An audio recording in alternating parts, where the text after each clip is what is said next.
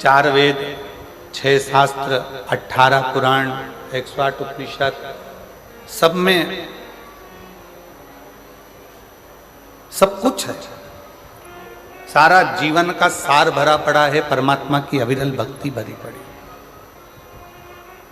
पर शिव महापुराण क्या दे रही है? ये इतने भक्तों का सैलाब, इतने शिव भक्त लगातार कई सालों से लगातार शिव की कथा सुनते हैं, मांगते हैं, झोली पसार कर लेते हैं और चले जाते हैं, और फिर वापिस कथा में आ जाते हैं कि मेरे बाबा ने मुझे झोली भर कर फिर दे दिया, मेरे बाबा ने फिर प्रदान कर दिया, मेरे बाबा ने मुझे सब कुछ दे दिया, फिर आ जाते।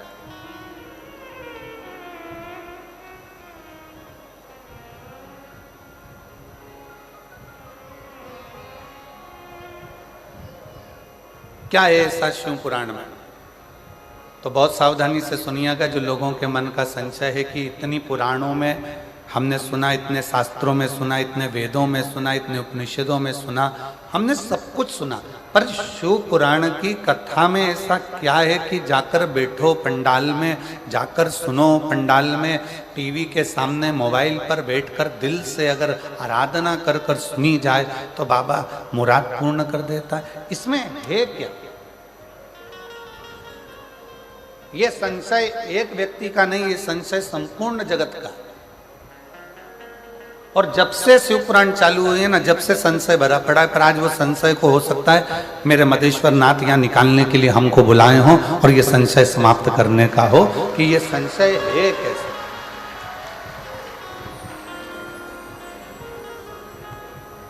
और आज अगर वो प्रसंग निकला है तो बड़े सावधानी से सुनिएगा। 4 वेद, 6 शास्त्र,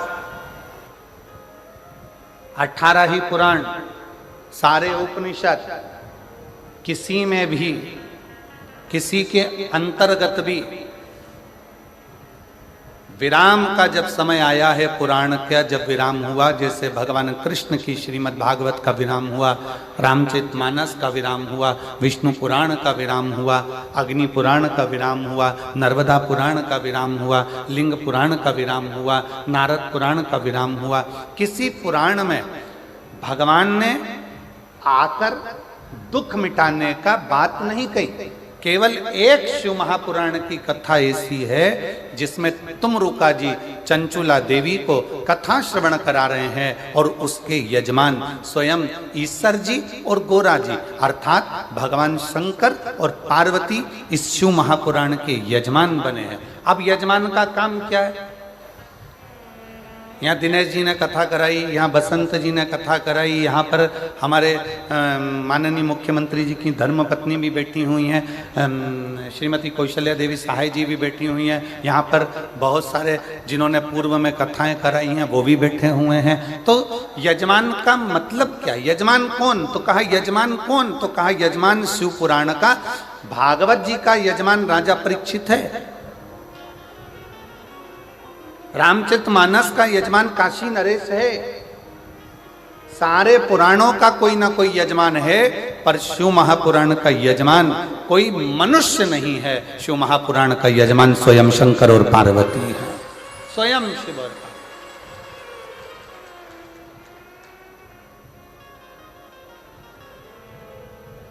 अब कथा विराम होती है तो कथा विराम होने के बाद में यजमान दक्षिणा देता है कि नहीं देता?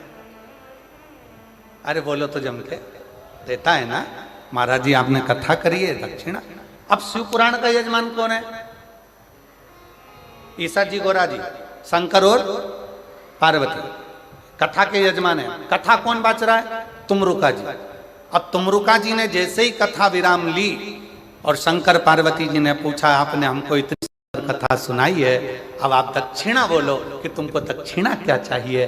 तो तुमरुका जी कहते हैं भोले बाबा अगर दक्षिणा में देना चाहते हो तो इतनी कृपा करना, ये शिव महापुराण की कथा जो सुनने के लिए पंडाल में आ जाए उसके घर पर पहुंचकर उसके दुखड़े काट देना, बस इतनी दक्षिणा।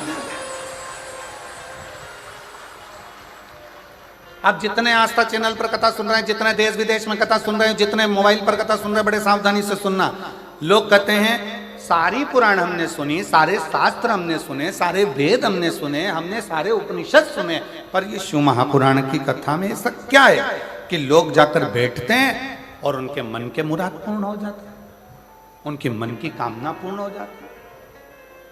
इसमें ऐसा क्या है?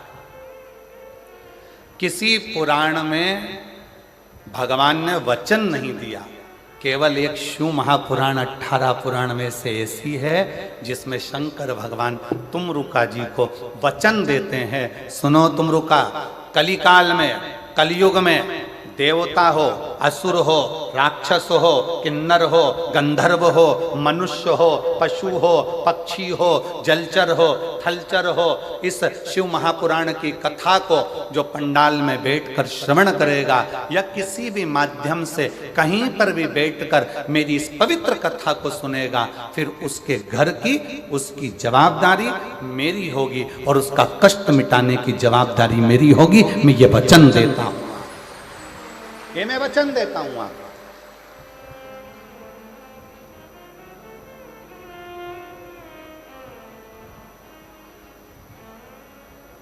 और लुटा दिया भंडार काशी वाले,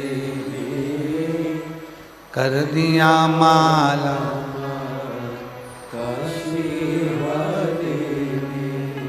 जो जैसी भावना वो वैसा ही फल पाया, जो जैसी भावना वो वैसा ही फल पाया, नहीं खालियों से लौटाया वो मन ही मन हर्षाया, नहीं खालियों से लौटाया वो मन ही मन हर्षाया, और कर दिया माला माल काशी वाले रे, लुटा दिया भंडार काशी वाले। भले 4 वेद हों, भले 6 शास्त्र हों, भले 18 पुराण हो, भले 108 उपनिषद हों, पर इन सभी में भगवान ने वचन नहीं दिया है। केवल एक शिव महापुराण की कथा ऐसी है जिसमें शंकर जी ने वचन दिया है कि जो शिव महापुराण की कथा को दिल लगाकर, हृदय से, भाव से शिव पुराण को मेरा ही स्वरूप मानकर जो सुनता है, शंकर कहते हैं उसके दुखड़ों को समाप्त करने की जवाबदारी मेरी है, क्योंकि मैं कली काल में, संसार में, मृत्यु लोक में मैं विराजमान, ब्रह्मा ब्रह्म लोक में, भगवान विष्णु वैकुंठ लोक में, पर मेरे देव अधिदेव महादेव इस मृत्यु लोक के देव, पृथ्वी के।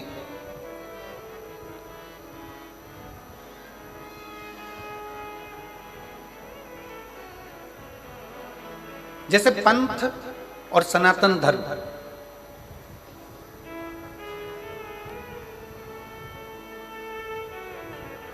पंथ और सनातन धर्म दोनों में जमीन आसमान का अंतर।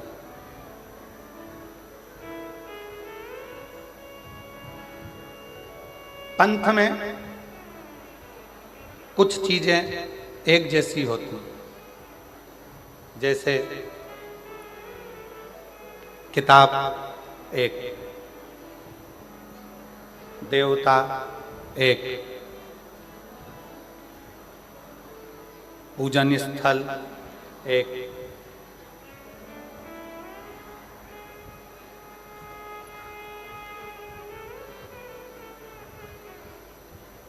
विधि विधान एक। पंथ में और सनातन धर्म में बहुत अंतर। पंथ में कुछ चीजें एक जैसी होती है, पुस्तक एक होती है, पैगंबर एक होता है, पद्धति एक होती है, पूजा स्थल एक होता है, देवता एक होता है, ये सब चीजें पंथ में एक होती है। आप दूसरे धर्म देख लीजिए, दूसरे पंथ देख लीजिए, सभी पंथ में आपको एक पुस्तक मिलेगी।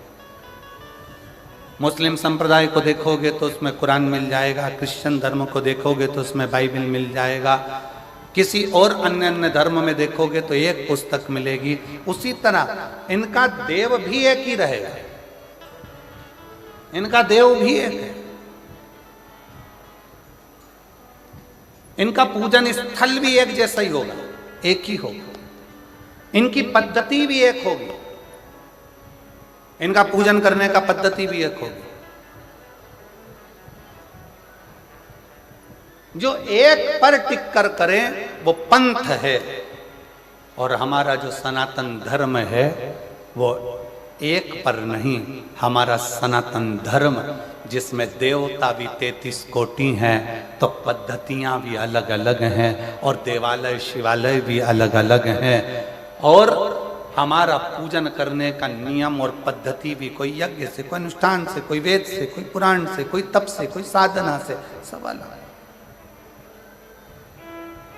सब अलग।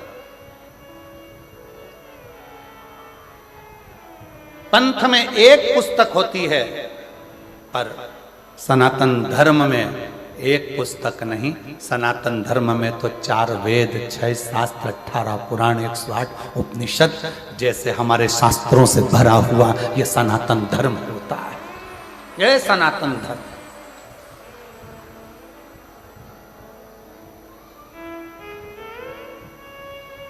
अब चलो बहुत अच्छी तरह से समझ लेना।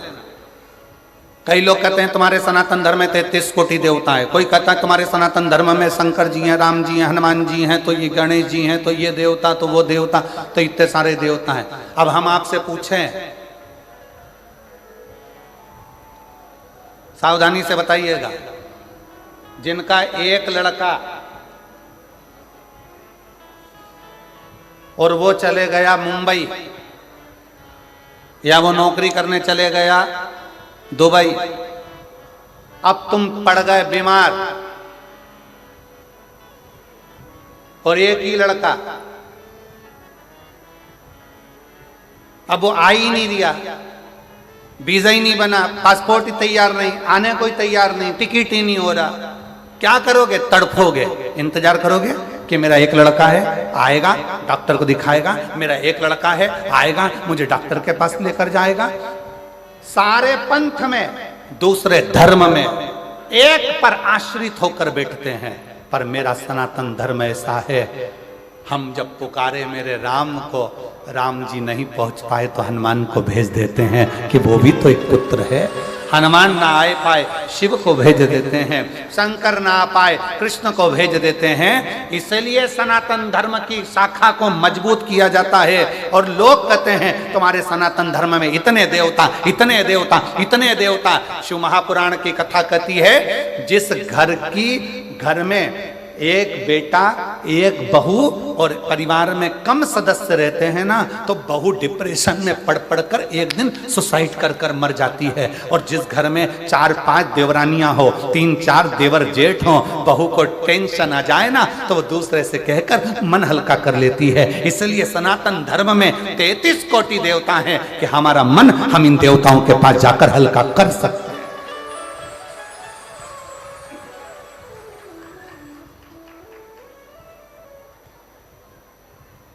कोई तुमसे कह दे हमारे धर्म में आ जाओ, कोई कह दे तुम हमारे पंथ में आ जाओ, कोई कह दे तुम हमारे धर्म अपना लो, उनसे कह देना तुम्हारे यहाँ है ही क्या, एक, और हमारे यहाँ भरा पड़ा है 33 कोटि देवताओं से पूरा अंबा।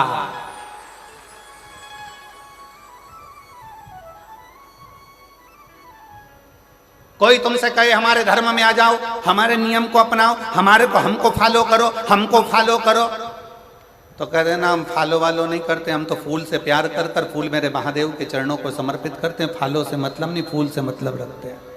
और वैसे भी पूरा भारत फूल में ही हो रहा है अभी।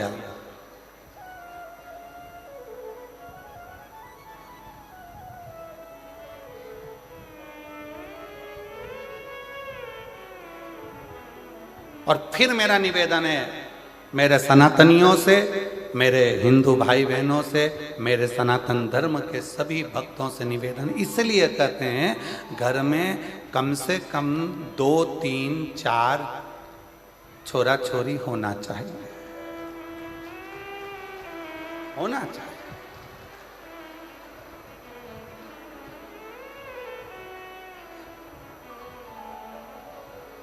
अब कई लोग सबसे ज्यादा दिक्कत मीडिया वाले हमसे प्रश्न करते हैं, गुरुजी तुमने तो कह दिया कि 3, 4 बच्चे होना चाहिए, इनका पेट कौन भरेगा?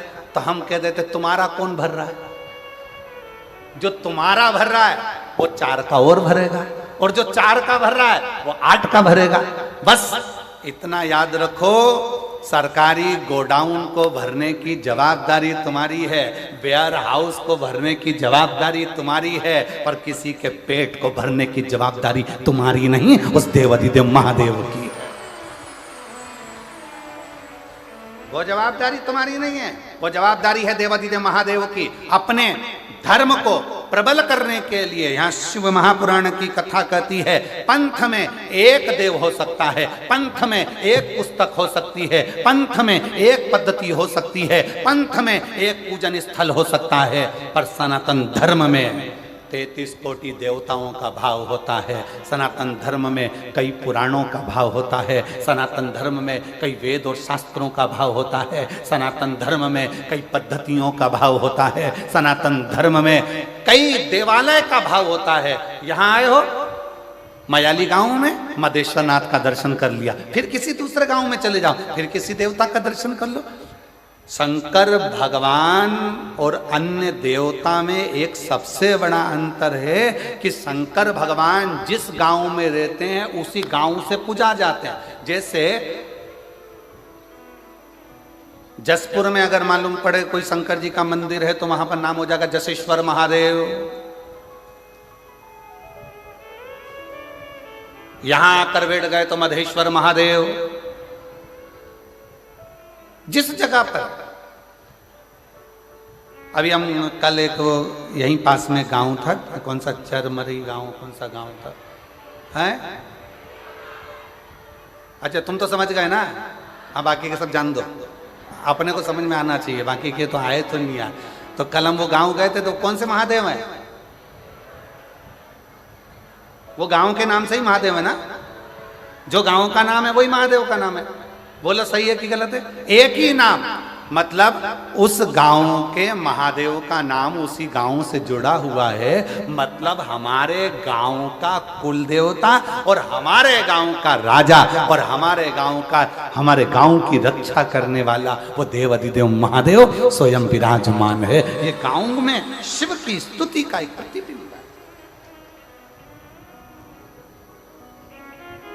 क्या है शिव पुराण में? अब आप लोगों को कह सकते हो कि आखिर इस कली काल में शिव महापुराण का इतना महत्व क्यों है? क्योंकि शिव पुराण के लिए वर्णन किया गया कि ये शिव पुराण भगवान ईश्वर जी, गोरा जी, शंकर पार्वती जी कहते हैं तुमरुका जी, जो कली काल में इस शिव महापुराण की कथा को श्रवण करेगा, पंडाल तक पहुंचकर जितने कदम चलकर मेरे नजदीक तक पहुंचेगा उतना उतना मुझे प्राप्त कर लेगा। कई लोग कहते हैं गुरुजी वहां से चलकर पैदल पैदल हम यहाँ तक आ रहे हैं, कोई कहता है भीड़ बहुत है गुरुजी, कोई कहता है ये बहुत है गुरुजी, कोई कहता है शंकर भगवान तुम्हारे घर से तुम चलोगे शिव पुराण की कथा को सुनने के लिए, तब तक शंकर भगवान सारी परीक्षा ले लेगा तुम्हारी। डॉक्टर तुम्हारे रोग को 1 मिनट में मिटा सकता है। सिर दर्द हो रहा है ना, डॉक्टर 2 मिनट में गोली देगा और सिर दर्द बंद कर देगा। डॉक्टर 2 मिनट में पेट के दर्द को बंद कर देगा। डॉक्टर 2 मिनट में घुटने के दर्द को बंद कर देगा। पर डॉक्टर करता क्या है? 2 मिनट में बंद नहीं करता है। डॉक्टर क्या करता है? पहले ये वाली जांच करा के आओ, फिर कहता है ये वाली जांच करा के आओ, फिर कहता है ये वाली जांच करा कर आओ। सारी जांच डॉक्टर करवाता है। इसमें डॉक्टर का फायदा नहीं है। डॉक्टर पूरी जांच कराते कराते कराते कराते आखिरी में 4 तरह की गोली लिख देगा। सुबह खाली पेट खाना, सवेरे भोजन के बाद खाना, रात्रि को भोजन के बाद खाना, शाम को सोते समय खाना। डॉक्टर ने 5 तरह की दवाई तुम्हें लिखी। अब क्या डॉक्टर दवाई पहले नहीं लिख सकता था? जम के बोलो जरा, लिख सकता था कि नहीं लिख सकता था? लिख सकता था, पर सारी जांचें डॉक्टर ने करा ली और जांच कराने के बाद दवाई लिखी कि ये दवाई लोगे तो तुम्हारे शरीर के लिए अच्छी रहेगी। उसी तरह शिव महापुराण की कथा में अगर आ रहे हो तो शिव पुराण की कथा में आने से पहले मेरा महादेव, घर से चलोगे तब तक, कथा तक पहुंचोगे तब तक पूरी जांचें करा लेगा। कमलाबाई कहां से आई,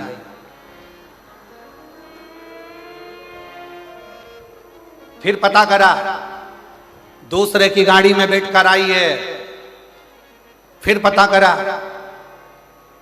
कोई छोड़ने वाला नहीं था, बस में बैठकर आई है, फिर पता करा। सारे पर्चे भगवान सारी जांचें करा लेगा और आधा किलोमीटर 1 किलोमीटर दूर छोड़ेगी गाड़ी और वहां से फिर चलती चलती धीरे धीरे टुकर टुकर झुकती झुकाती आराम से फिर कथा में जाके फिर सोचेगी आगे बैठूं क्या, फिर विचार करो। अब आगे जगह नहीं मिली तो